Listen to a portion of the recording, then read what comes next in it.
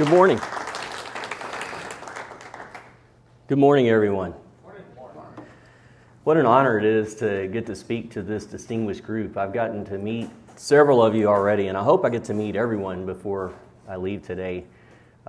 Just an absolute honor to get to be here. As you heard, I'm a licensed physician. I've been practicing in my specialty for almost 30 years. In February, it will be 30 years that I've been practicing, and that's hard for me to believe. But I want to share with you just a portion of what I've learned since I've been studying about marijuana. And as you heard there, I got into this for several reasons. I saw the devastating effects in my family, first of all. 3 of my cousins, I have absolutely no doubt they'd be here today if not for marijuana. One died of a sudden heart attack, as you heard. 2 others started with marijuana and then moved on to other drugs. I have no doubt that marijuana is a gateway drug. Then I saw the problems in my patients as well. And so I see that it takes about 3.5 times or 3.2 times on average the amount of propofol to keep these patients sedated. And I was talking with Dr. Herzog here. He does anesthesia, mainly cardiac anesthesia from what I understand. With him, his type of anesthetic would take about 50% more for the average marijuana user, and it depends on how much they use, etc. Before I get started, I want to talk about something that I hear all the time. I hear people say that when I bring up the problems with marijuana, I hear people bring up other studies that will show that there's little or no detriment to marijuana. But for everyone that you can show me that there's little or no problem with it, I can probably show you 20 that show the problems with it. And Google doesn't help that a whole lot. When you go to Google or search engines, you're going to hear things or you're going to see things that look like it's pretty equivocal the first couple of pages. When you really start digging, though, you're going to find that marijuana is not the drug that you've heard that it is.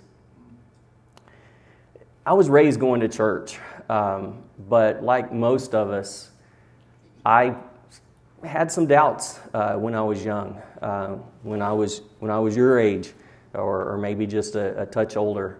I had some doubts about God because I was hearing from teachers, etc., that there was not a God, and that for me to think that there was foolishness. But I saw whenever I went back to school, I went to school at first, and I got out and started working for a while. But when I went back to school to go back into what I do now, I was taking a cell biology course. And the cell is just so intricate. There's so many intricate processes. There's so many intricate structures in there. Even one organelle can prove can prove that there is a God from a mathematical and a scientific standpoint. There's just no way that there's not a God. None of us would look at a SpaceX spacecraft and think that just happened on its own. Yet people will look at a cell and they'll say that just randomly came together over billions of years. If you look at that SpaceX spacecraft, is there any way over billions of years that would just spontaneously come together? Well, I think all of us would answer no. I hope we would answer no, because there is just absolutely no way. There's just a complexity there that we know that there has to be some intelligent design behind that. And in the same way, I saw that the cell led me to believe in a God of the Bible. And this, over time, I started looking into apologetics, and I read things like Case for Christ and Evidence That Demands a Verdict and More Than a Carpenter, a lot of the books that are the more basic books, but it really led me to a strong faith. And I was listening to people Like Dr. Hugh Ross back in the early 90s, I was listening to him a lot. And a lot of the scientists that are also apologists. And it really led me to a strong faith in God. As you saw in the video, I've performed almost 30,000 general anesthetics, probably closer to 29,000 at this point. And several years ago, I saw that it took much more anesthetic to keep many of my patients asleep. And I, along with many of my colleagues, were seeing that it took just tremendously more. It was taking 3 to 4 times we were seeing to keep some patients asleep. We didn't understand what was going on. This was in around 2010 to 2014. We just didn't really understand which patients were having this issue. But eventually we determined that it was almost exclusively in marijuana users. And the best study that's out right now shows that, at least for the type of anesthetic that I use, it takes, again, about 3.2 times more anesthetic to keep these patients asleep. But I haven't just seen this in my patients. And by the way, these patients take about 60% more postoperative pain medication to keep them comfortable. That's from the ASA, actually. And they have much more anxiety. I haven't just seen this in my patients. Again, my family and friends, so many of them over the years have had issues with it, and including the death of my cousin there. A few years ago, another close family member was headed in the right direction. He was raised in church, and he went to college in College Station. Don't hold that against him or against me, please. But he went to college in College Station with a friend of his that he had grown up with in church. And he got in with a group of guys who were smoking marijuana, and he thought, hey, these guys seem to be doing okay. Everybody seems to be doing it, so why not? So he started smoking it with them. And after just 2 times, his second time doing it, he wound up developing severe cannabis-induced psychosis. And when I say severe, he didn't even know who he was. He was doing just really some crazy things, and his friends called EMS. He wound up driving off, and he did have enough sense to know that he wasn't driving well. He wound up at a store, and they called EMS as well, and he wound up in a psychiatric hospital. Eventually he was released, but he was never able to return to school. And again, that's just a few of the stories that I could tell about my patients, my family, my friends who have had issues with marijuana. So this is very personal to me. That's how I got started doing this. I want to move to the scientific portion of the presentation here. But before I go any further, I want to just talk a little bit about the financial part of things. Marijuana is about $130 billion a year industry. And that's conservatively. It's about $100 billion a year for the illegal side and at least $30 billion for the supposedly legal side. And there's a lot of money behind referendums. There's a lot of money behind politicians as well. The recent Florida 3 referendum, if you've heard about that, they were trying to legalize recreational marijuana in Florida. There was one Canadian company alone that gave over $100 million to fund that referendum, to fund the advertising to try to get people to vote for it. And thankfully it failed. I'm so glad that it failed. But most of what you hear behind the marijuana are from people on social media, actors, actresses, and sports professionals, etc. Most of what you hear is positive. Just by a show of hands, how many of you have heard about the negative effects of marijuana in social media from actors, actresses, from pop culture. Do you hear about the negative side? No. No hands. I usually see a few. What's that? Joe Rogan now, not in the past, but now, absolutely. He's been a proponent of it, right? But now he's talking about the downsides of it as well. I want you to know that good science is behind is not behind marijuana. Good science is not behind what you're hearing in pop culture. Good science shows that there are many problems with marijuana. Marijuana is not safe. Marijuana is most often produced by the cannabis sativa plant, and this plant contains about 540 chemicals. Most of those many of those are active. 120 of those are active, and those are called cannabinoids. And two of them, the main two that we hear about the most are THC, tetrahydrocannabinol, and CBD, cannabidiol, are the two main cannabinoids or active substances. THC is the one that gives the mental health effects, the problems that we see, all of the mind-altering effects of marijuana. Most people believe that marijuana is used medically, and it's been FDA approved. You'll find that if you really look at it, that there's no FDA-approved medical use for marijuana, and I'll talk about that more here in just a few minutes. That means it's a Schedule I drug, and that means that it has no recognized medical use according to the FDA, and it has a high propensity for abuse. Marijuana is the most commonly used addictive drug behind tobacco and alcohol. The use of marijuana is rising rapidly. In 2010, 7% of Americans had used marijuana in the past year. By 2022, that figure was 22%. So in only 12 years, the use of marijuana more than tripled. 43% of Americans ages 19 to 30 have used in the past year. 31% of 12th graders and even 7% of 8th graders have used in the past year.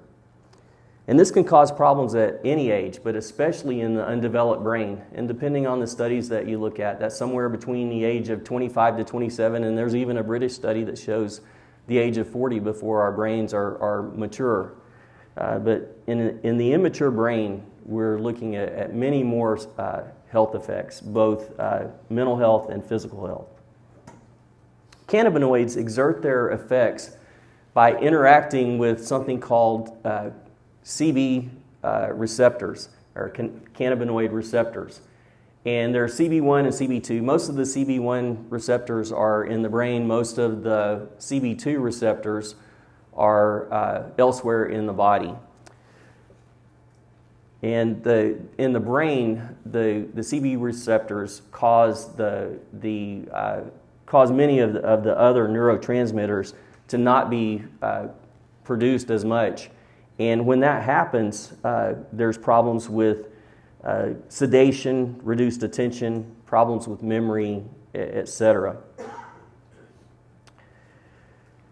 THC affects brain function in many ways, but one of the ways that it does that is it leads to a decreased production of dopamine, and decreased release of dopamine, and decreased sensitivity to dopamine as well.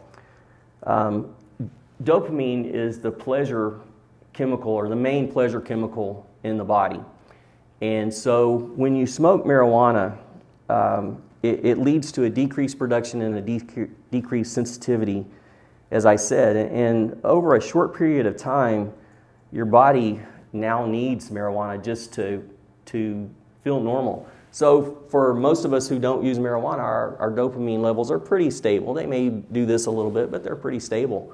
For the marijuana user, you get a dopamine hit and then a crash. Dopamine hit, crash, dopamine hit, crash, dopamine hit, crash. And you see that as I go out here, there's less and less dopamine produced. So again, you need that dopamine to feel better, but at some point, and it doesn't take long, you're never going to get that same high that you got originally. You're never going to feel as good as you did originally, and you're always looking for that.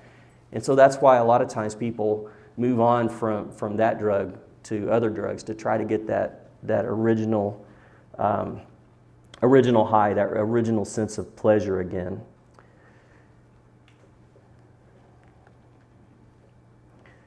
THC leads to poor memory. It leads to decreased concentration and attention, difficulty learning and performing complicated tasks, disruption with balance and coordination. It leads to slowed reaction time and impaired judgment and a lot more. Well, why is this important? Well, it leads to many problems, including difficulty driving. And if you look at the number of fatal auto accidents, they've risen dramatically. In 2022, fatal auto accidents that are directly attributed to marijuana, there were 9,400 in 2022 alone. And that is 20% approximately of all fatal auto accidents in the U.S. When smoking marijuana, about half of the THC, available THC, makes it to the bloodstream. And much of that makes it to the brain. And within 30 seconds of inhalation, you're high. The effects generally peak at about 30 to 60 minutes, and they last for about 3 to 4 hours. When marijuana is ingested in edibles, as apparently many of you guys got here today, the effects take a lot longer. And so what happens a lot of times is this can take 30 minutes, 60 minutes, it can take 2 hours, and it depends on a whole lot of factors. But when you ingest those edibles, a lot of times it just takes so long that you think, hey, it's not working, especially for those who have only smoked before. So when they see that it's not working or believe that it's not working, they ingest more, and then that leads to overdose many times. And almost all of the overdose cases of THC are from edibles, not from smoking. Smoking causes other problems, but the edibles are the thing that can really cause the overdose. Marijuana today is not your grandparents' marijuana. Back in 1969, Woodstock, marijuana was 1% to 2% THC. Today, that is 22%. That's an average. You can get some that's purported to be up to 46%. And there's even concentrates that are purported to be over 99%. But a lot of the concentrates are over 90%. Well, why is that important? Well, when we're looking at THC potency, it leads to a higher risk of dependency. Anything above about 10% is considered high potency. So that leads to more dependency. That leads to more problems that are physical health problems and mental health problems as well. Today's higher potency marijuana has led to a completely different way of thinking about marijuana, and it's led to a new understanding of addiction to marijuana. High potency marijuana leads not only to a psychological addiction like we used to see with the lower potency marijuana, but it leads to a physical addiction as well. And it can even cause physical withdrawal symptoms called cannabis withdrawal syndrome.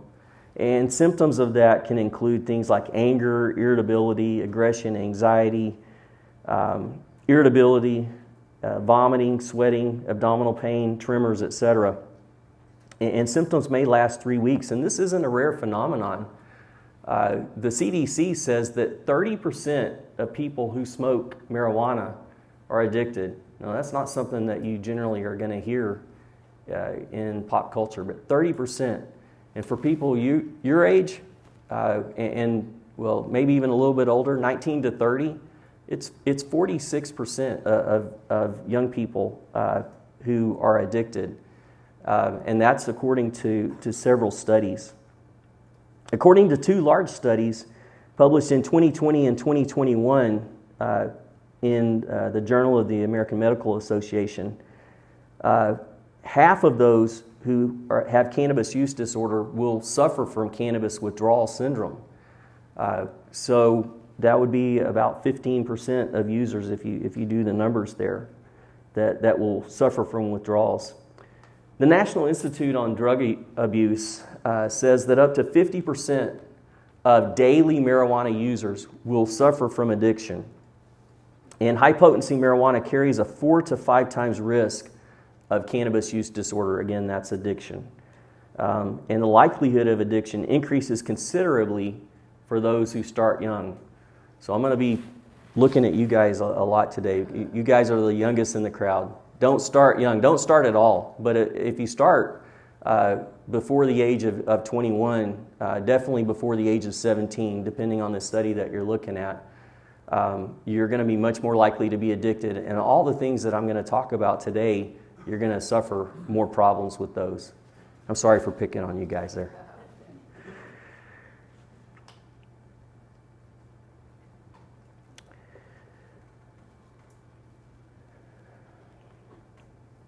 The 2022 National Survey on Drug Use and Health reveals again that 46% of young people between the ages of 12 and 17 have cannabis use disorder. That's 1.35 million people your age that are addicted to marijuana. And those who start in early adolescence are 4 times more likely to have cannabis use disorder than those who start after the age of 21. Similarly, there was a twin study as well that showed that those who initiate marijuana before the age of 17 are much more likely to use other substances and have cannabis use disorder than their twin who didn't use. And even though marijuana advocates say that legalization causes no negative effects, cannabis use disorder is 20% more prevalent in states that have legalized recreational marijuana, and it's 25% more common in young people in those states. One of the arguments that I get, and one of the most common arguments by people who say that marijuana is a good thing, they say that marijuana is natural. They say that God made it, so it's good, and it's automatically safe. And probably many of you have heard that argument, but that's an extremely dangerous argument. It's extremely fallacious. Arsenic, lead, mercury, hydrogen sulfide, radon, asbestos, ionizing radiation, formaldehyde, anthrax, snake venom, and I know a lot of you guys in here are engineers. I think maybe some chemical engineers in here. You could tell me a lot of natural substances that are poison, deadly poison.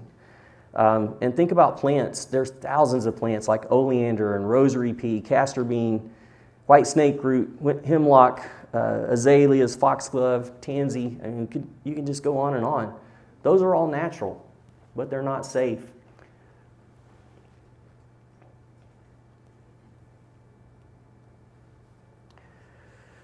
It doesn't matter if a substance is artificial or natural. If you smoke something, if you inhale it as smoke, it's never going to be safe. And so there's at least 110 chemicals in cannabis smoke that are known to be carcinogenic, mutagenic, teratogenic, or otherwise toxic. If all else is equal, of course, we're going to go with the natural chemical or the natural substance. However, again, just because it's natural doesn't mean that it's safe. Also, modern high-potency marijuana is not natural. I talk about this a lot in my books, but it's been it's been genetically modified. Even though they technically can say that it hasn't been, it's not technically GMO. It's not technically modified according to the standards that make them call it non-GMO. But in reality, they've done a lot of old techniques, clumsy techniques to modify the genetics of marijuana to get the THC where it is today. So, the cannabis grower didn't just put it out in the field and it just magically developed more THC. It's because of genetic manipulation that happened. Let's talk about marijuana's effects on the body. And keep in mind that as we examine these, that each of these effects is more dangerous than that of alcohol and of smoking tobacco as well. Let's start with marijuana's effects on the lungs. And knowing what marijuana does, or what tobacco does to the lungs, it's not difficult to understand that smoking tobacco can do many of the same things. The American Lung Association says that smoking marijuana clearly damages the lungs and it stops them from working properly. Damage to the lungs leads to things like chronic cough and phlegm production, asthma, wheezing, and bronchitis. And there was a study in the European Respiratory Journal several years ago that showed that one joint is equivalent to a pack of cigarettes when comparing lung cancer risk. The risk of lung cancer in a moderate to heavy smoker is 5.7 times that of a non-smoker. And one joint is equivalent to 15 to 20 cigarettes, so 3/4 of a pack to a pack of cigarettes when comparing lung inflammation and lung damage. Also keep in mind that secondhand marijuana smoke can cause many of these same issues. Let's look at the heart. Marijuana has absolutely devastating effects upon the heart. And again, I've experienced this personally in my family as well. And most people have never heard of these effects. As a doctor, I had never heard that marijuana caused such significant problems on the heart. There are just absolutely countless studies that I could go over that tell us about that. But the heart effects of marijuana are some of the most devastating of any organ or organ system in the body. Marijuana leads to increased blood pressure and heart rate. It leads to increased inflammation in the bloodstream. It leads to increased carbon monoxide in the bloodstream, and it leads to decreased oxygen supply in the bloodstream. And the carboxyhemoglobin level of someone who smokes a joint is 5 times that of someone who smokes a tobacco cigarette. Blood pressure is often 20 to 100% higher than normal in a marijuana user, and the heart rate is elevated beginning within minutes after smoking marijuana. This increased blood pressure and heart rate lasts 2 to 3 hours, and each of these effects can harm the heart. Circulation published a study based on work by a Harvard professor, and it showed that there's a 5 times risk of a heart attack for the first hour after smoking marijuana and 1.7 times for 2 hours. There's a Canadian study that looked at young people 18 to 44 years old, and those who smoked marijuana in the past 30 days were 63% more likely to have a heart attack than those who had not smoked marijuana during that time. And there's a study of 33,000 patients this age that showed that there's more than a doubled risk of heart attack in cannabis smokers, and the risk is higher for those who smoke at least 3 to 4 times, at least 4 times per month. There's a study from the Mayo Clinic that followed people for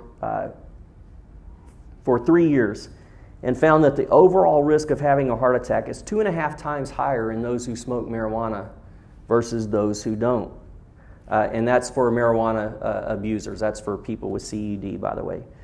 And this study showed that in young and middle-aged people who use marijuana, the risk of heart attack is 5 times higher for women and 3 times higher for men versus non-users. Many people know my passion for this subject, and they tell me stories all the time. I get emails, I get people contacting me through my website, people calling me out of the blue that tell me about stories that either their family or their friends that have had issues with marijuana.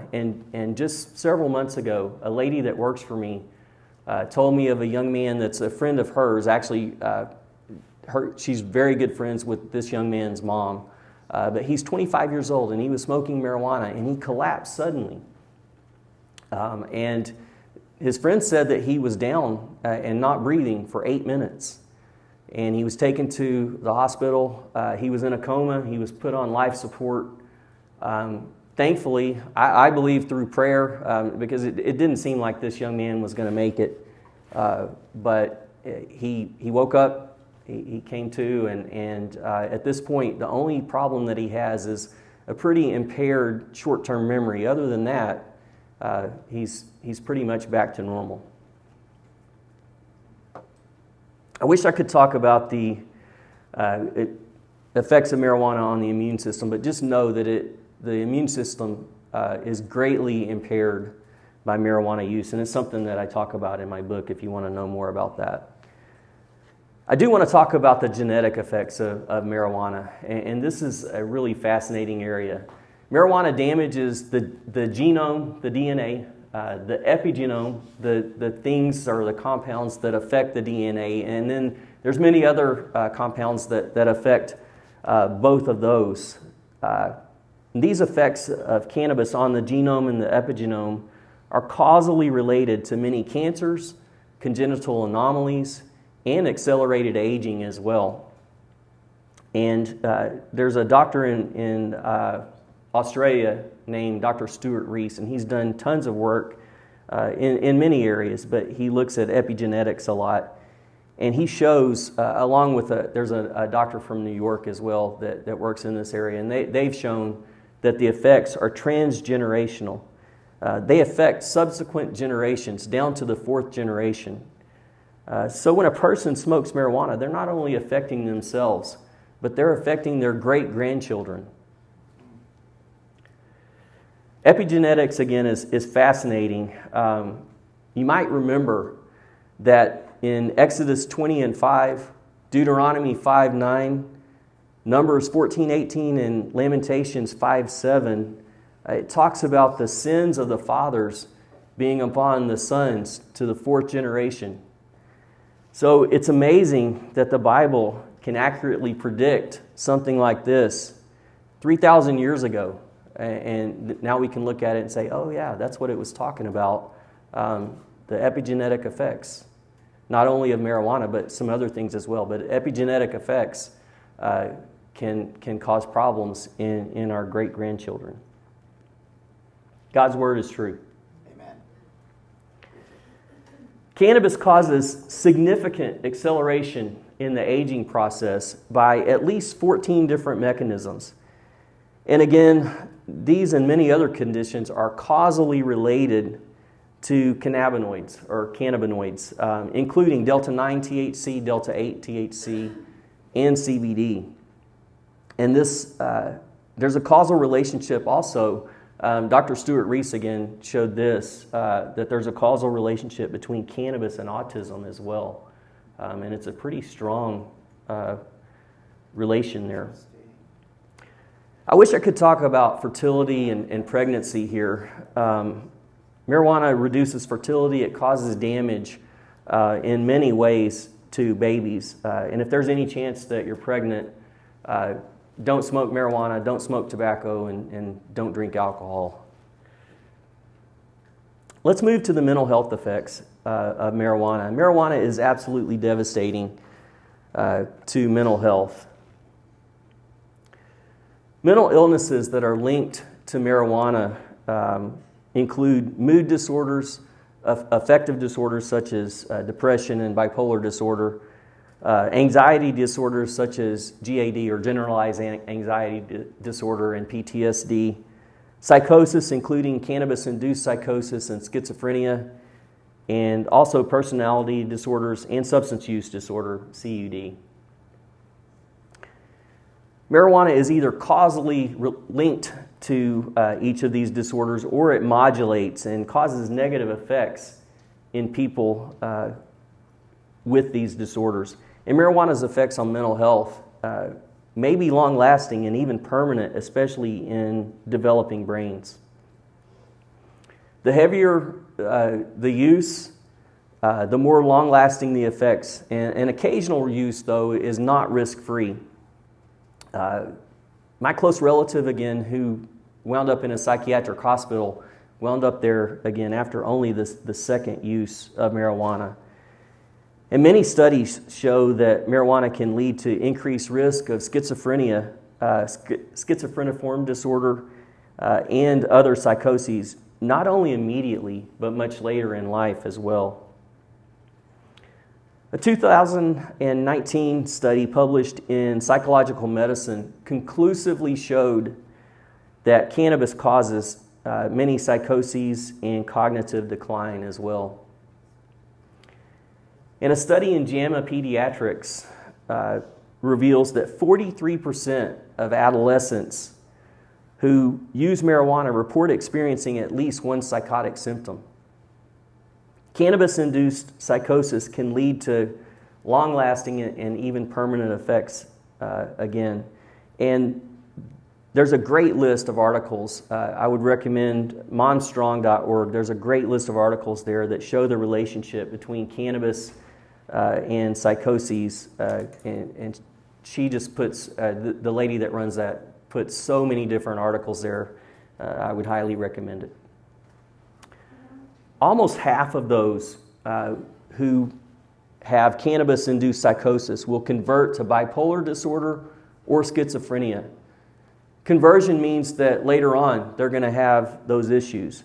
And the risk of conversion is much higher in those in cannabis than with other drugs like cocaine, methamphetamines, hallucinogens, and alcohol. So although many of us think, we probably all have believed that marijuana is really not a heavy drug like these other drugs, there's many ways that marijuana causes equal or even greater problems than these other drugs. A 2020 meta-analysis confirms that cannabis-induced psychosis often converts to schizophrenia, and there's a Finnish national study that showed a 46% conversion rate at 8 years. So at 8 years out, after having cannabis-induced psychosis, those people that converted either had schizophrenia or bipolar disorder at that point. There's a famous study of almost 50,000 patients or soldiers who they followed for 15 years, and it showed that those who smoked marijuana during that time, during that 15 years, were twice as likely to develop schizophrenia as those who didn't smoke during that time. And the risk of schizophrenia is almost 2.5 times higher after any use of marijuana before the age of 18. And those who smoke 50 or more times beginning before the age of 18 are 6 times more likely to develop schizophrenia than those who didn't smoke. And there's a study, a 2022 study, published in the American Journal of Psychiatry that shows a 3 times risk of psychosis in marijuana users compared to non-users, a 4 times risk in frequent users, and a 5 times risk in those who have CUD, or cannabis use disorder. Another study shows a 4 times risk of schizophrenia after 10 uses over 15 years. And even a few uses of marijuana, again, can cause long-term, long-lasting psychosis. There's a British Journal of Psychiatry study that shows a 3 times risk of psychosis after only using 5 or more times. And there's a meta-analysis in the Lancet Psychiatry that shows that one use of THC can lead to psychosis of several different types. Cannabis use in the preceding 5 years more than doubles your risk of new onset schizophrenia. And cannabis use in adolescence leads to an increased risk of psychosis, depression, and anxiety, not only immediately, but for years and decades down the road. There's so many studies that show that, especially in teens and young adults, they have problems many, many years and decades down the road. 25 to 30% of all schizophrenia in young males ages 21 to 30 are causally related to cannabis, according to one study. And there's another study that reported that 50% of all psychosis, schizophreniform psychoses, that 50% of those are in some way related to marijuana.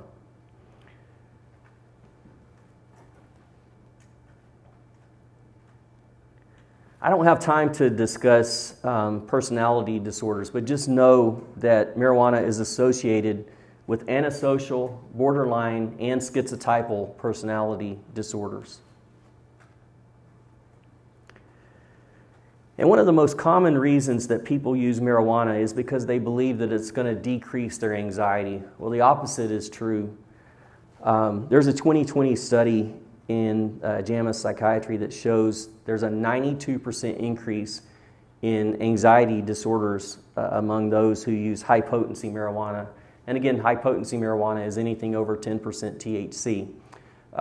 And that's really all you can get today. You cannot find anything that's less than 10%. Most marijuana today, again, on average, is 22%. Regarding mood disorders, marijuana causes depression, not only immediately, but potentially for decades down the road. There's a 2020 study published in the Journal of Affective Disorders that followed people from approximately age 20 to 50 and found that cannabis leads to a 70% increase in depression in adulthood and a 65% increase in suicidality in adulthood years to decades down the road. And frequent marijuana use in adolescence leads to a greatly increased risk of depression and anxiety in young adulthood. The risk is doubled for both men and women who use weekly. And the highest risk is for young women who use daily. That risk is almost 6 times that of a non-user. This study showed that the odds of young people thinking about suicide is 50% higher in those who use marijuana versus non-users. But it's 3.5 times higher for a suicide attempt. So think about it this way. You're 50% more likely to think about suicide.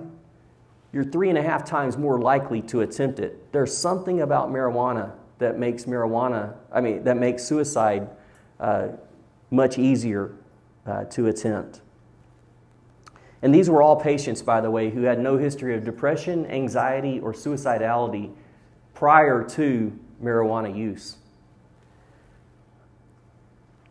There's a 2023 study that reveals a 5 times risk of a suicide attempt in people ages 13 to 18 who use marijuana less than once a month. A 7 times risk in those who use monthly to twice a week, and a 9 times risk in those who use 3 times per week or more. And the most prevalent drug found in toxicology screenings among those who have committed suicide is marijuana. It's not alcohol, it's not opioids, it's not cocaine, it's marijuana. And again, there are many ways that marijuana is a more dangerous drug. Again, we don't think about that, but it's a more dangerous drug in many ways, especially when it comes to suicide and depression. It's a much more dangerous drug than cocaine, opioids, and alcohol. And I'm not saying that alcohol is safe. Hear me out when I say that. Alcohol has destroyed more lives than marijuana ever will. But it's not because alcohol is more dangerous for one person. If you use alcohol, or if you're deciding whether to use alcohol or marijuana, marijuana is going to be more dangerous for you. for any one person, marijuana is going to be more dangerous. But for the population as a whole, because alcohol is used so much more, alcohol destroys more lives overall. Now, we're coming to the point where, especially in young people, they're using marijuana as much as they are alcohol. So I think these trends may reverse over the years, unfortunately, because of that, unless we can get the word out that marijuana is not safe. The suicide rate in 12 to 21-year-olds, 25-year-olds is 31% higher in states with legalized medical marijuana. In states with legalized recreational marijuana, it's 71% higher. So when people say that legalization doesn't cause increased risk, they're just absolutely being misled.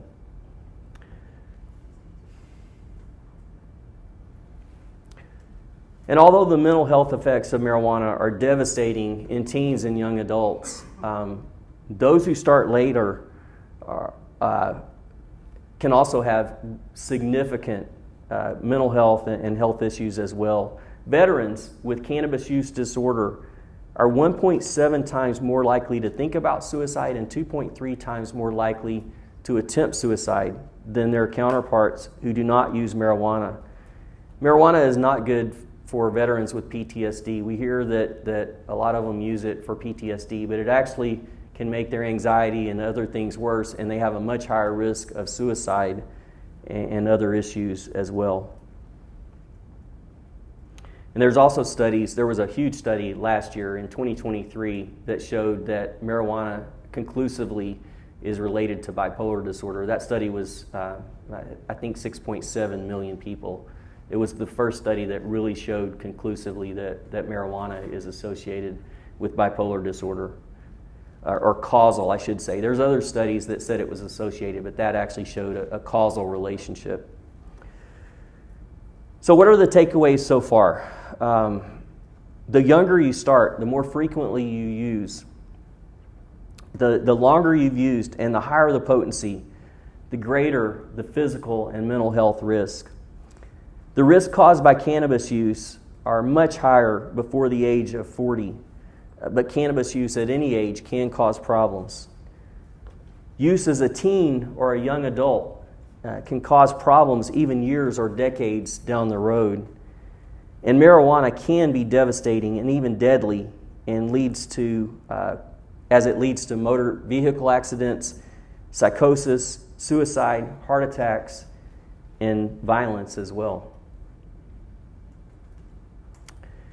Marijuana is a gateway drug. Almost all of the people that I talked to, I interviewed many people for my books, and almost all the people that I talked to said that marijuana is a gateway drug. They believe that. Nearly half of marijuana users progress to other drugs. 18-year-olds who use marijuana are 2.6 times more likely to be using another drug 3 years later than their counterparts who don't use. Adolescents and young adults who use marijuana are more than 20 times more likely than those who don't use to have used another illicit drug by the age of 35. And 98% of what we consider harder drug users have used marijuana in the past. 98%. Overall, adults who use marijuana are 3 to 4 times more likely to be using opioids for non-prescription purposes 3 years later than those who don't use marijuana. And many people believe that marijuana is safer than alcohol. Again, studies really don't bear that out. We know that marijuana is not natural, although many people believe that it is. It's more addictive as well. The rate of alcohol addiction is about 9%, 9 to 10%. For marijuana, as we've seen, it's 30% or 46% for people your age. And marijuana is more dangerous to physical and mental health for any one person that uses. And again, I'm not saying that alcohol is safe. Please hear me when I say that. But marijuana is not safe. I just want y'all to realize that although we hear that marijuana is no big deal, marijuana is not a safe drug. One of the selling points of advocates of legalized marijuana is that legalization will reduce crime. And studies show that the opposite is true, especially regarding violent crime and DUIs. There's an article in the Journal of Interpersonal Violence that showed a doubling of domestic violence among those who use marijuana. There's a 54% increase in becoming a victim of dating violence and a 45% increase in perpetrating dating violence among marijuana users. A 2017 study showed, it explored the drivers of violence among 6,000 men, and the drug almost always used in this study was marijuana, but it showed a 5-fold increase in violence among those people. And young cannabis users are much more likely to get in fights on vacation, but I'm sure it's not just on vacation, than those who do not use marijuana. And one thing that I talk about in my books is that many of the mass murderers over the past 20 years have been heavy marijuana users, and that's a fascinating subject. A gentleman who's a PhD, who's become a very good friend of mine at this point. I wasn't able to publish his name in the book, but you can go to my website now and find out who he is. He's allowed me to publish who he is, but he's done some absolutely incredible work on violence and marijuana. Let's talk about medical marijuana. It's not been shown to be safe or effective. And it's usually just a tool to get closer to legalized recreational marijuana. There are many big misconceptions about medical marijuana, and one is the fact that most people believe that it's been FDA approved for some medical conditions. Marijuana has not been FDA approved for any medical conditions. It's still a Schedule I drug, which means that it's not approved for any medical condition, and it has a high propensity for abuse, again 30 to 46%. There are 2 drugs that are made from CBD that have been approved for 2 very, very rare types of epilepsy. And there are 2 more drugs that are synthetic and similar to THC that are used for nausea and appetite stimulation. These are not marijuana, they're not THC, they're only similar. And marijuana carries, those who use it for medical uses, it carries the same physical and mental health risk as recreational marijuana. And the more people use, the more unintended consequences as well, such as motor vehicle accidents, violence, hospitalizations, etc. Marijuana is touted to benefit many diseases, but large, objective, high-quality studies just don't show those benefits. Some small and significantly flawed studies, and I'm not the one saying that. There's a huge study that was out several years ago by White and others that says exactly what I'm saying here. These flawed studies showed a very minor benefit for a specific type of pain called neuropathic pain. But when you really look closer at the studies, the benefits really weren't there. It was probably more of a placebo effect. Possibly for sleep and anxiety, there were some benefits in some of the studies. But again, there were so many flaws. For example, although marijuana makes you sleepy and helps you go to sleep, potentially, your sleep architecture is very poor. You don't go into REM sleep like you're supposed to. And so it's as if you didn't really sleep at all. And although many believe that marijuana helps cope with symptoms of cancer, asthma, Parkinson's disease, glaucoma, Huntington's disease, epilepsy, IBD, and many other issues, there's no credible research on any of these that support that view. And medical marijuana often, again, leads to the same problems as recreational marijuana does. It also leads people to not use proven medical treatments many times as well, which can be deadly, especially in cancer.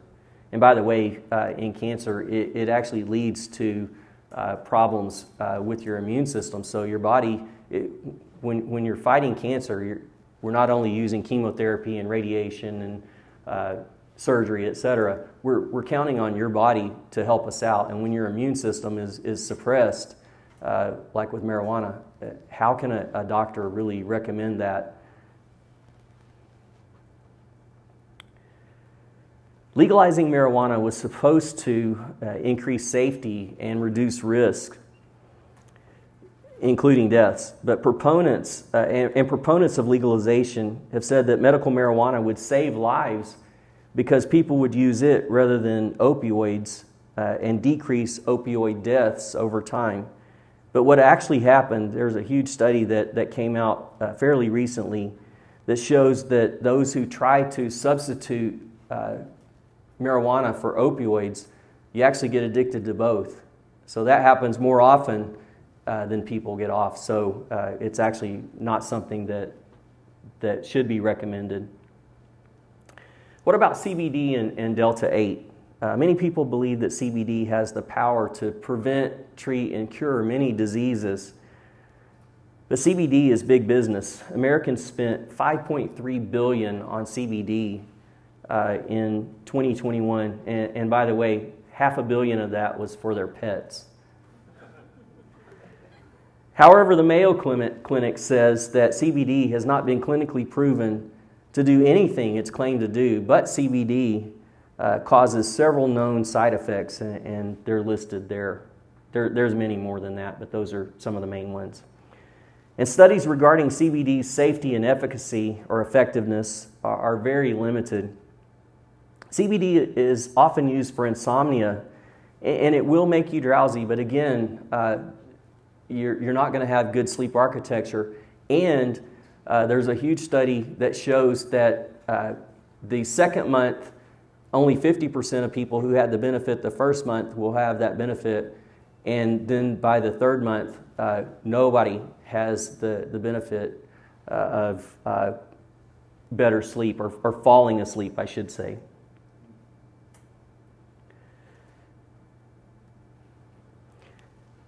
The FDA warns that CBD can have pesticides, heavy metals, and THC at unsafe levels.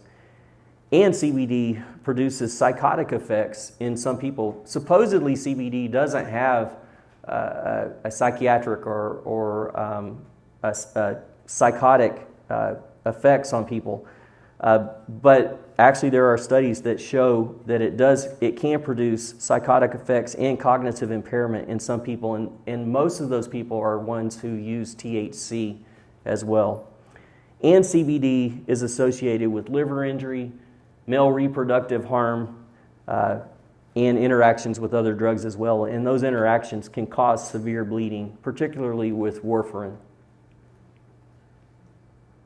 And regarding Delta-8, it's known as marijuana light. It's less abundant and it's less potent than Delta-9 THC. So it's highly concentrated, and it's usually made by hemp-derived CBD.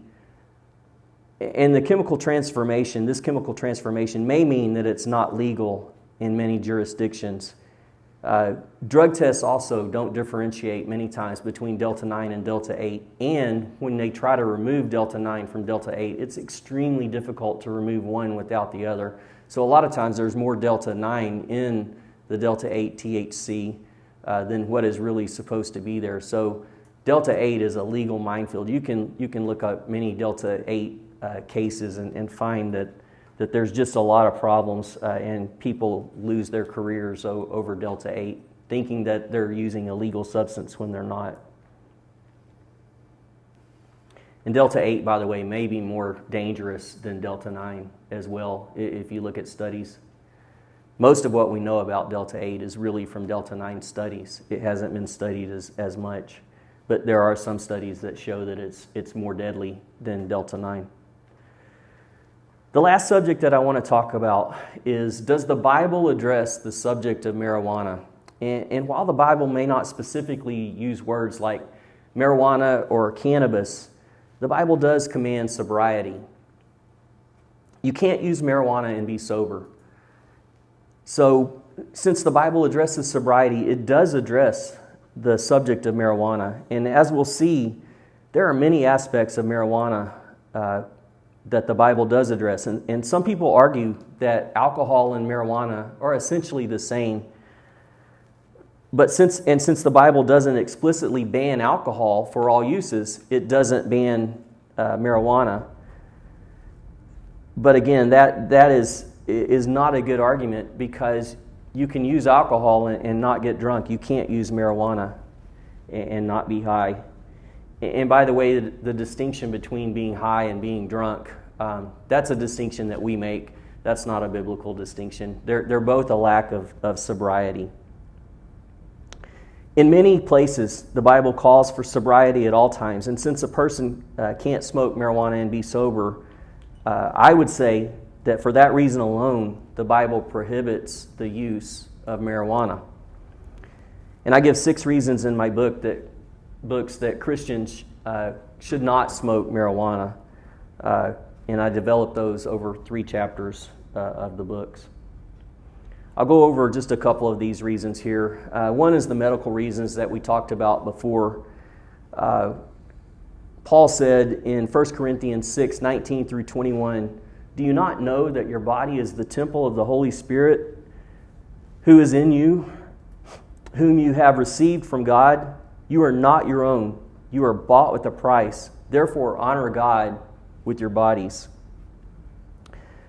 This scripture underlies the fundamental belief in Christianity that the body is not just a physical entity, but it's a sacred vessel that houses the Holy Spirit.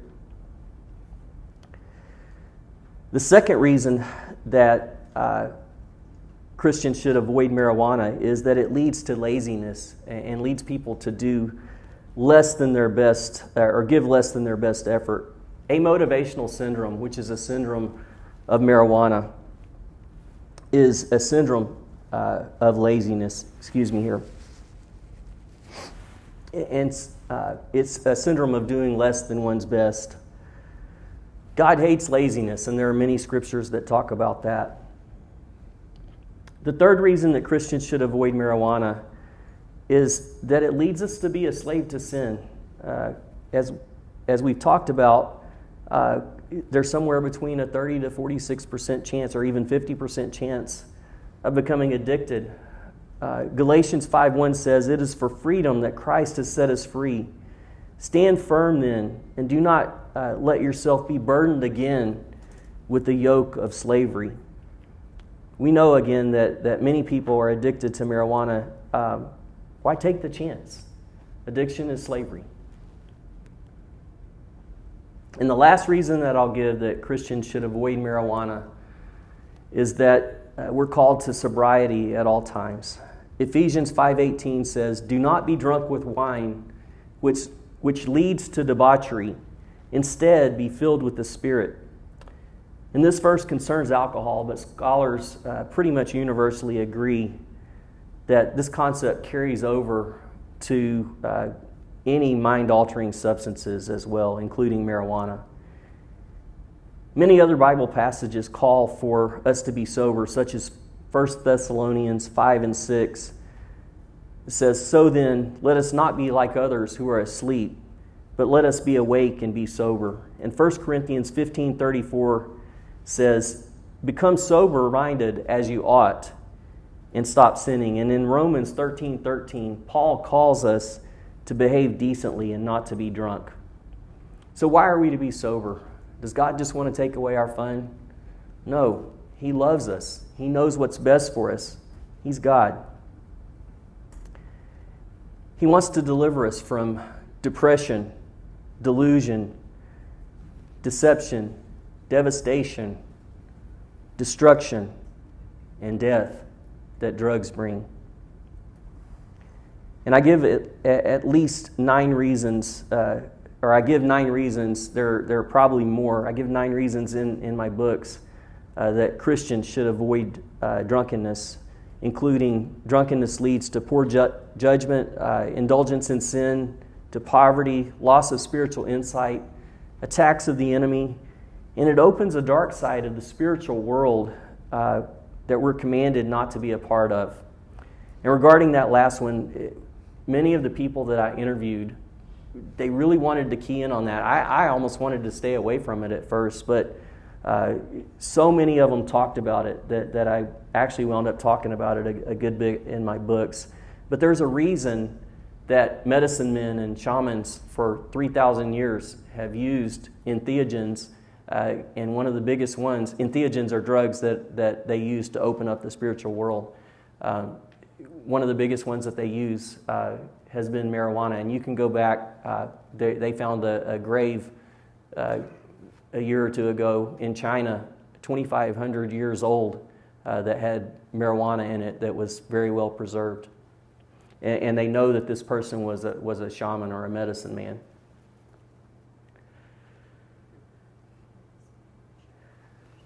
I want to skip this for the most part, but I do want to say just a little about it. I hear this so often. This is probably the most common thing that I hear from people who are Christians, but they want to tell me that God says that marijuana is good, and we're supposed to use it because of Genesis 1, where it says that we're supposed to eat all the herbs. I'm not going to go any further, but to say if they really believe that, then put some oleander, some of the poisonous herbs and plants in front of them and ask them if they're really going to eat those. And if they really will, then they believe what they're saying. But I'm betting you that they're not going to eat those deadly poison plants.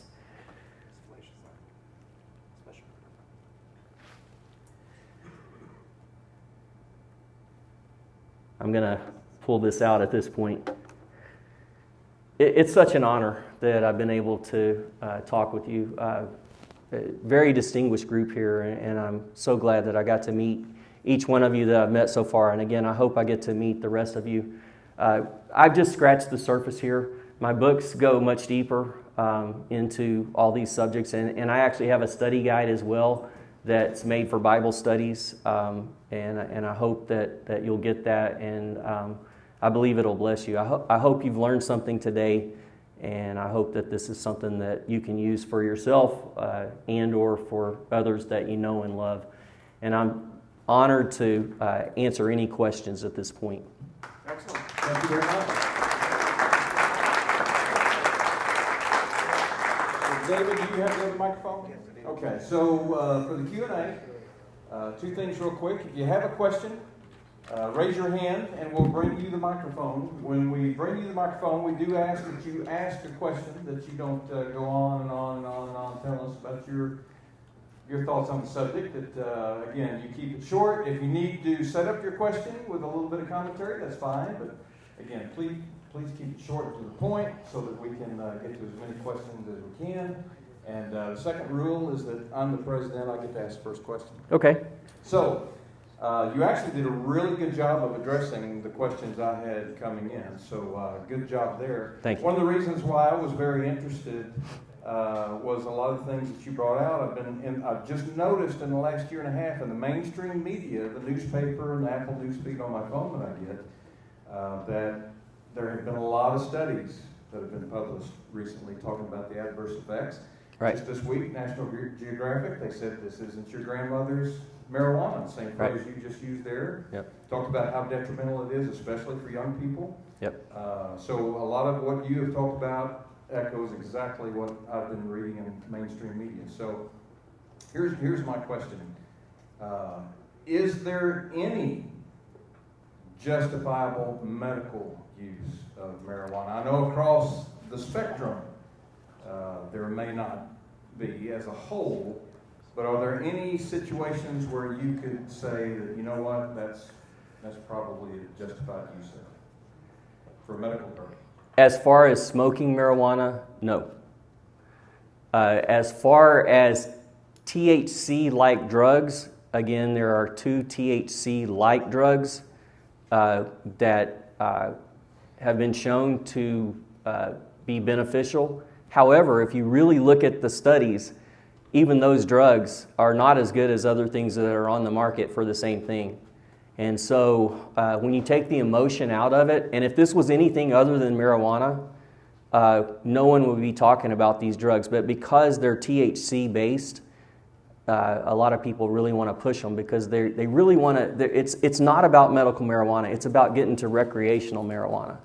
And so it's just that slippery slope. So when we go to medical marijuana, really, when you hear that, really, the vast majority of the time, people are just really wanting to get recreational marijuana. So in my view, if you read the chapter in the book that talks about that, I go down every different thing every different disease that people try to use it for. And when you really look at it for anxiety, for pain, even appetite stimulation, there's better things. I don't think there's a justifiable reason to use medical marijuana. I will say that I am not here to bash anyone. If your mom uses it, and she has cancer, stage 4 cancer, and she's using it and she believes it's helping her, I'm not here to bash anyone. But do I think there's really a good medical reason to use it? No. And would I use it if it was me? For any of those reasons, no, because I think all of the problems that I've talked about and many more that I wasn't able to talk about, you're bringing those things on.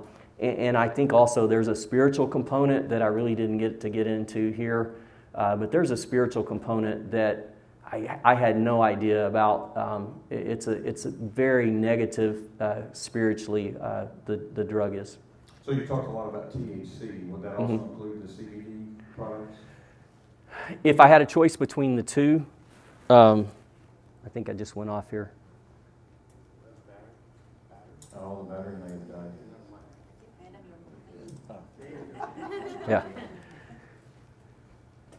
If I had a choice between the two, I would absolutely use CBD over THC because the issues are so much. There's so many fewer issues with CBD. Is it a safe drug as well? No, it's not. But between the two, we're talking, THC and CBD as far as the risk. Okay, go ahead and keep that. Mary, right here. Yes, can you hear me? Yes. When I was in college, I used marijuana once, and I was just not into that sort of thing. But now I've started to use the CBD oil for seizures, and I was able to get rid of one of my medications and decrease the other, and the seizure medications had negative side effects. And so I feel like I should go back on those other medications. That's really between you and your doctor. That for me to stand up here and say that I can recommend one versus the other. I will say that as far as studies are concerned, there's two extremely rare types of seizures that are benefited by CBD. And if you have those types of seizures, then it may be something that's beneficial for you. Right. Well, I did not. I mean, I kind of started on my own. My doctor didn't advise me to. Okay. So I'll talk to him more about that. Yeah, I wish I could advise you. I really can't advise anyone on their specific case. But what I can say again is there are two very, very rare types of seizures that benefits have been shown. But other than that, there's really, as far as studies are concerned, it doesn't show to be a benefit. It's hard. Yeah. I empathize with you on that. I'm not here to bash anyone that does that. So, two questions. One, what's an overdose look like? And the second question is, you talked about meta-analysis, which has kind of confused me a little bit. Is a meta-analysis a study of frequency or of reports or content of reports? Yeah, a meta-analysis is looking at many studies together. Microphone up close. Sorry. The meta-analysis is looking at at many studies together and taking the statistics from those and analyzing those statistics. Meta-analyses are the most powerful type of study. So when I say meta-analysis, that's a great study. A lot of the studies, I tried to use as many meta-analyses as I could in my books, and some of those are as few as 20 or 30, and some as many as 100, and some of them even look at I believe there's one study, if I'm not mistaken, that took originally 2,400 studies. It's talking about pain and marijuana, that analyzed those, and really it narrowed it down before it actually did the statistical analysis. But those studies are extremely powerful, and that's why I use them. And what's an overdose look like? An overdose in THC, it's very different than opioids, etc. Opioids, fentanyl, for instance, you can die instantly from a narcotic or opioid overdose. An overdose from THC can cause things like heart attack, can cause some other things, and I call THC kind of the diabetes of drugs, because you don't see the effects directly. You see the indirect effects of THC on the body. And overdoses, it's extremely rare. When I'm talking overdose, I'm not necessarily talking death. When I'm talking overdose, I'm talking about leading to hospitalizations and things like that. There are very few actual THC overdose deaths, and almost all of those, and I believe, if I'm not mistaken, all that I've read are in children. And they're usually from kids getting into mom's gummies or something like that. And some of those are Delta 8 as well. So the overdose deaths, it's not like fentanyl where they're dying because they're no longer breathing or something like that. There are some times that it can lead to a heart attack, but it's not as dose related as opioids. And I hope I've answered your question there. Thank you. I speak at the National Conference for Correctional Health Care very often, and one of the other speakers that I went to, of course, correctional health care, juvenile detention in particular, you see a lot of people who have substance abuse disorders. And this woman gave a really good talk with slides demonstrating that the way that cannabinoids affect the brain is because as the brain is developing, the neurons grow and then they're pruned by the body and then they grow again. And if you have marijuana, for instance, cannabinoids there, then you alter the way that those nerves are reacting, and that causes the pruning to be completely different, and that is a lifetime change in the brain. And That's correct. It's a very dramatic way of demonstrating. And I was just wondering, do you talk about that sort of thing in your book? I don't talk about that exactly. I don't go in that part of it. I don't go into great depth, but I do talk about I talk about a little more of a surface level, less medically than I do some other things. But I talk about it just a tiny bit in the books. Thank you, Doctor. Your presentation's been very informative and kind of opened my eyes at least. You stirred my curiosity, and this is more of a curiosity question. Is there any data in terms of societal use of marijuana from, say, a nationality perspective? Are there parts of the world, particularly in the developed nations, that are much heavier users than others? Can you share? There probably are. The things that we look at the most, the things that I see the most, I use a lot of studies from Europe. I use some studies from Canada. I use some studies from the U.S., and most of those studies are pretty much the same. When you start getting into India, they're a little less developed, we would say. Some of those statistics are different. As far as difference in other things. I look more at the U.S. and more of the developed world, so I probably wouldn't be able to answer that question as well as I'd like to. Thank you. Oh, hey, I sort of have two. I'm here. Hi. Thank you for everything.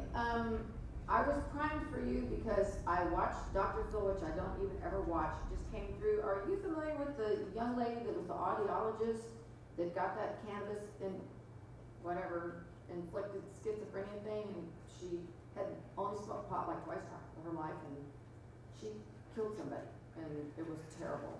So it's true. Are you familiar with that? I'm not familiar with her, but the PhD that I was talking about has done tremendous research about that, and I do use a lot of his research in my book.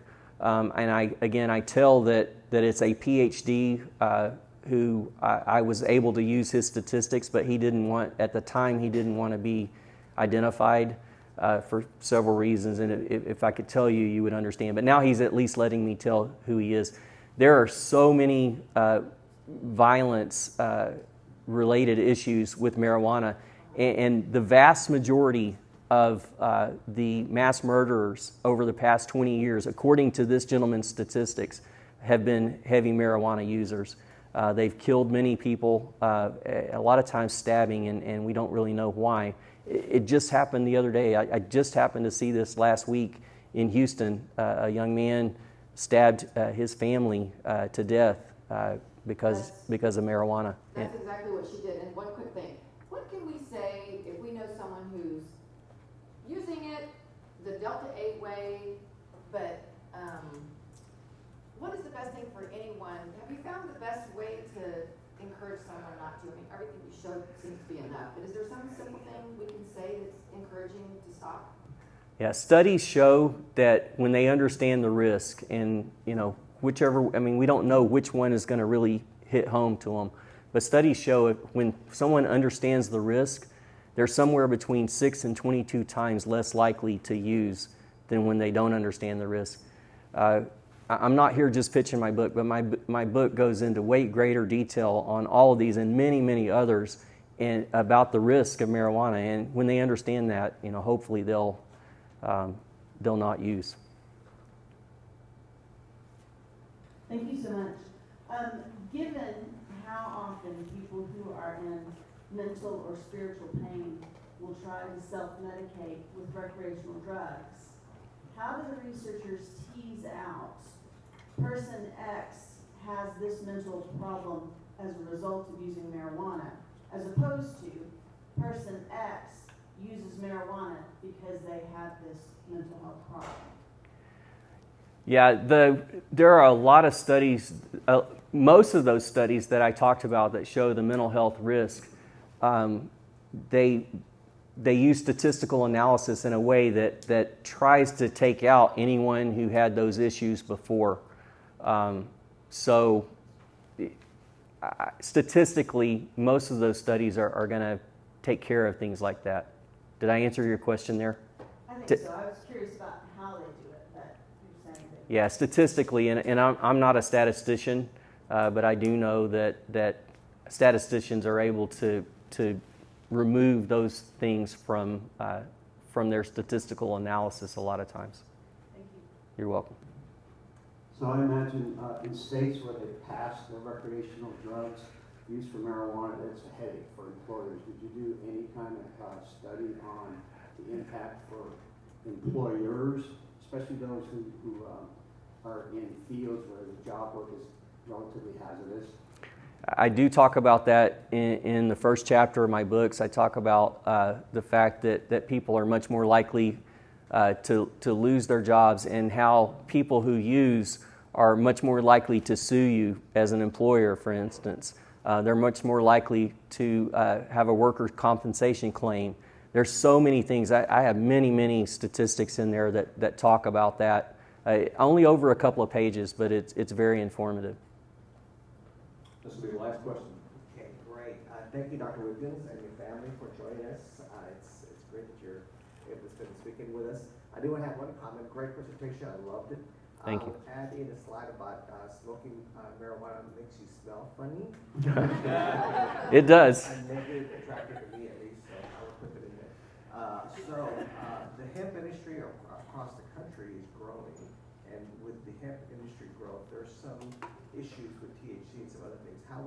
comment on the effects of the hemp industry, which is a needed industry for the U.S. It has lots of benefits, but with the influence of the rise of THC products and the use of marijuana as a medicinal.